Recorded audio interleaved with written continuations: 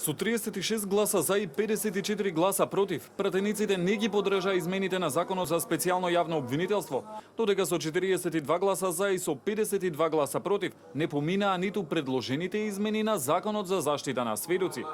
По завршувањето на седницата, координаторот на пратеничката група на ВМРО ДПМН Илија Димовски истакна дека тие како партија нема да прифатат ништо што е надвор од рамки на договореното во пржино. Од страна на специјалното јавно обвинителство, ова собрание беше наречено нелегитимно.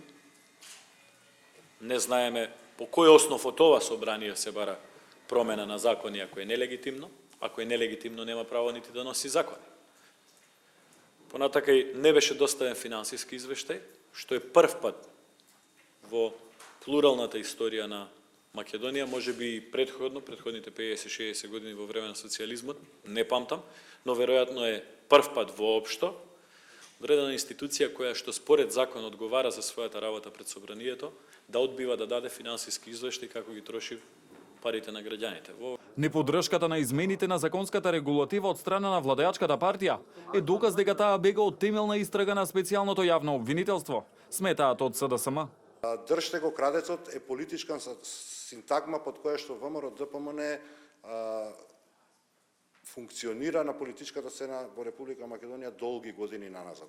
За нешто што самите ќе го сторат, обвинуваат дека некој друг го прави. Најлегитимна дилема која што треба да има македонската јавност и која што има е зошто ако се навистина чисти, зошто ако навистина стојат позади она што го тврдат, ВМРО ДПМН не поддржи една транспарентна правна постапка за да ова прашање се расчисти.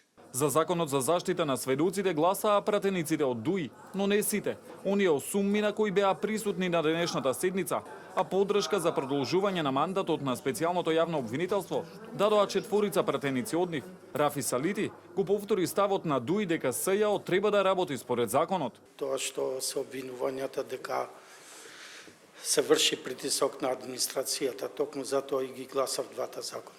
Јас реков дека не сакам опозицијата да има алиби, дека не сакаме избори. Напротив, ДУИ веќе 2 години се спрема за избори и ние остануваме на тоа што било договорено, дека избори треба да има на 11 декември.